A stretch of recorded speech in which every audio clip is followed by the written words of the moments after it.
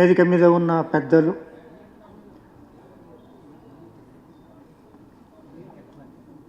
అదేవిధంగా వేదిక కింద ఉన్న గద్దర్ అభిమానులు, సోదరులారా, గద్దర్ గురించి, వారి గొప్పతనాన్ని గురించి, వారి మేధావత్వాన్ని గురించి, వారి కవిత్వాన్ని గురించి, వారి త్యాగాన్ని గురించి అనేక మంది మాట్లాడారు నాకంటే ముందు. అది ఇప్పుడు మాట్లాడాల్సిందే ఏం కాదు, అందరికీ తెలిసిన విషయమే. మనకి వారికి అభిమానులంటూ ఫలాని వాళ్ళే వారికి అభిమానులంటూ ఏం లేదు.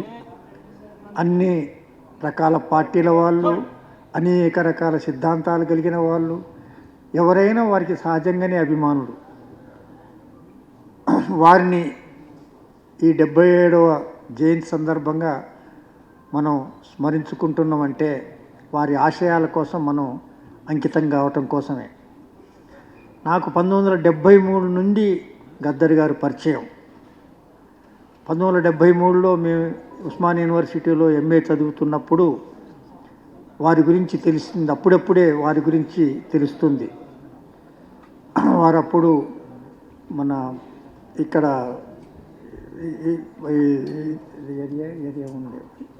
ఉండేవారు.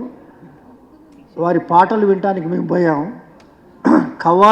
కవ్వాలి పాటల్లో మార్క్సిజాన్ని చాలా చక్కగా వివరించడం చూసి మేము ఆశ్చర్యపోయాం. యూనివర్సిటీ నుంచి ఒక బ్యాచ్గా ఉండే వాళ్ళం మేము పోయాం. అప్పటి నుండి మేము వారి గురించి వింటూ వచ్చాం, వారిని చూస్తూ వచ్చాం. అయితే మేము యూనివర్సిటీలో ఉన్న వాళ్ళందరం కూడా సత్యనారాయణ సింగ్ నాయకత్వాన్ని ఉన్న ఎంఎల్ పార్టీలో ఉండేవాళ్ళం. జార్జిరెడ్డి తమ్ముడు సిరిల్ రెడ్డి, జంపాల ప్రసాద్, కూర రాజన్న, మధుసూదన్ రాజ్ యాదవ్, ఇట్లాంటి వాళ్ళు, లలిత, రుక్మిణి, గీతా రామస్వామి, ఇట్లాంటి వాళ్ళందరం కూడా అప్పుడు ఈ సంస్థతో ఉండి పనిచేసేవాళ్ళం. అప్పుడు గద్దర్ గారు కొండపల్లి సీతారామయ్య గారి నాయకత్వాన్ని ఉన్న సంస్థతో పనిచేసేవారు. అయినా మా మధ్యలో రెగ్యులర్గా సంబంధాలు ఉండేవి, అనేక విషయాలు చర్చించుకునేవాళ్ళం.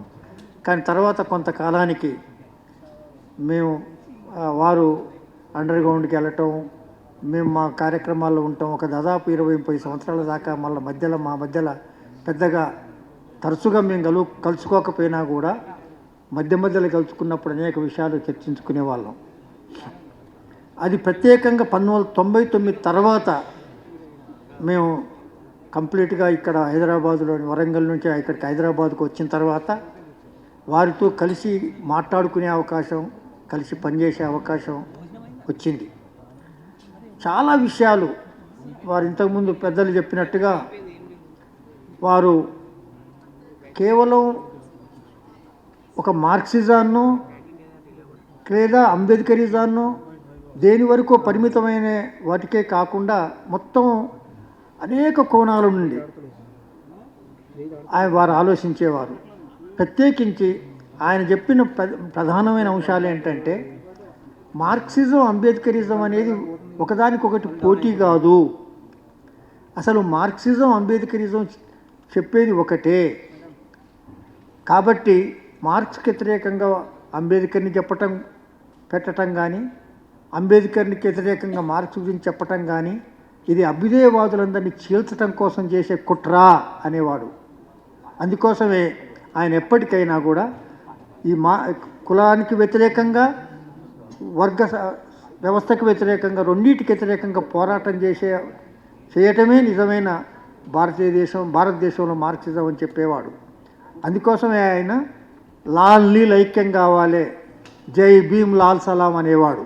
అందుకోసమే ఆయనకు ఒక ప్రత్యేకమైన స్థానం ఉంది భారతదేశంలో ఉన్న ఈ అభ్యుదయ ఉద్యమం లోపల. కేవలం పాటలుగానో లేదా ఆయన త్యాగాల వరకే పరిమితం కాకుండా ఆయన ఒక కొత్త అంశాన్ని మన దేశానికి ఇచ్చిండని మనం భావించాల్సిన అవసరం ఉంది. భారతదేశం లోపల కుల వ్యవస్థకు వ్యతిరేకంగా, వర్గ వ్యవస్థకు వ్యతిరేకంగా, ఈ రెండింటికి వ్యతిరేకంగా పోరాటం చేయాలి. జమిలీగా పోరాటం చేయాలనేవాడు. ఇది ఆయన ఇవాళ అందరూ లాల్ నీల్ అంటుండ్రంటే, జై భీమ్ లాల్ సలాం అంటుండ్రంటే, ఈ రెండు జమిలీగా పనిచేయాలంటారంటే ఇది ఒక సిద్ధాంతం.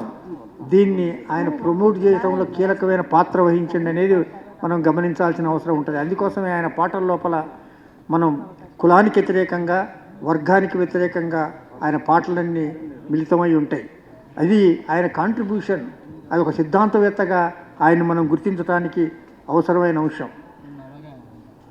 తర్వాత ఆయన ప్రధానంగా ఇంతకుముందు చంద్రకుమార్ గారు చెప్పినట్టుగా అనేక మంది, వందల మంది, వేల మంది త్యాగాలు చేస్తారు. వాళ్ళ త్యాగాలు సాధారణమైన త్యాగాలు కావు. కానీ ఇంత పెద్ద వ్యవస్థతో ఒక చిన్న ఫోర్స్తోని పోరాడి గెలవటం సాధ్యం కాదు.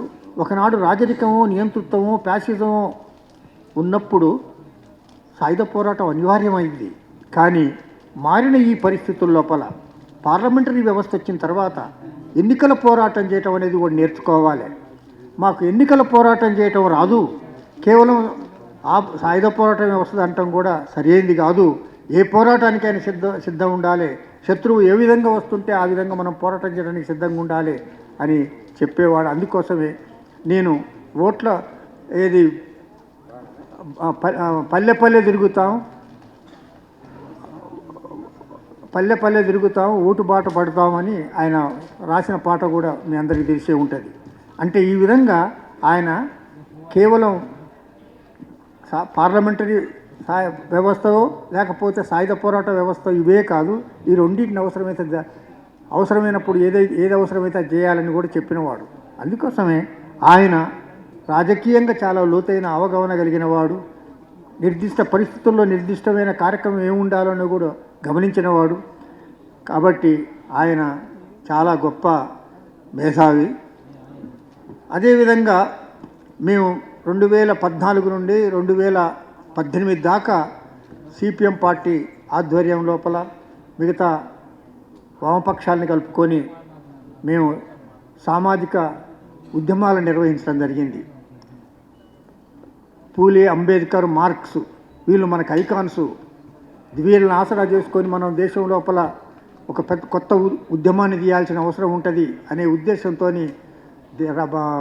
తెలంగాణలో అన్ని గ్రామాలను తిరగటం, అనేక బహిరంగ సభలు నిర్వహించటం, అనేక కార్యక్రమాలు నిర్వహించటం అనేది జరిగింది. దాంట్లో కీలకమైన పాత్ర వహించిన వారిలో గద్దర్ గారిది ఒక కీలకమైన ప్రత్యేకమైన పాత్ర. వారిని ఎంత నిరాడంబరంగా ఉంటాడంటే ఆయనకి పదవ్యామోహం అసలే ఉండదు. మేము టీమాసు 250 సంస్థలకి నాయకత్వం వహించే టీమాసును ఒకటి మేము ఏర్పాటు చేసి దానికి చైర్మన్గా ఉండమంటే తాను ఉండను కంచె ఐలయ్య గారు ఉంటే మంచిదని ఆయన కంచె ఐలయ్య గారిని పేరును సూచించాడు. అదేవిధంగా బిఎల్ఎఫ్ బహుజన్ లెఫ్ట్ ఫ్రంట్ అనే పేరిట మేము ఒక సంస్థను ఏర్పాటు చేసి దానికైనా చైర్మన్ ఉండమని కోరితే ఆయనకు నేను ఉండను, నాకు పదవులు వద్దన్నాడు. అంటే ఈ విధంగా ఆయనకి ఏమాత్రం పదవి వ్యామోహం లేదనే దానికి ఇలాంటి ఉదాహరణలు ఎన్నో చెప్పుకోవచ్చు.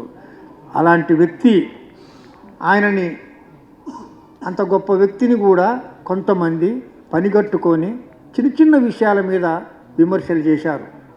అయినా ఆయన ఎంత గొప్ప వ్యక్తో, ఎందరివాడో, ఆయన చనిపోయినప్పుడు వచ్చిన వేల మంది ఇచ్చిన నివాళుల ద్వారా వారి గొప్పతనం మనకి అర్థమైంది.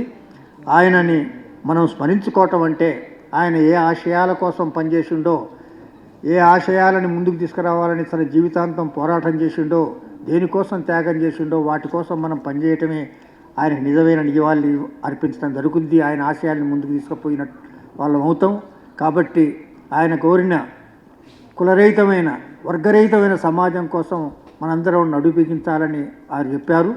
వారికి నివాళులు అర్పించడం అంటే, వాళ్ళని స్మరించుకోవటం అంటే ఆ విధంగా చేయటమే. ఆ విధంగా చేయాలని కోరుకుంటూ నాకు ఈ అవకాశం ఇచ్చడం మీకు ధన్యవాదాలు తెలుపుతాను. Thank you Ramoji.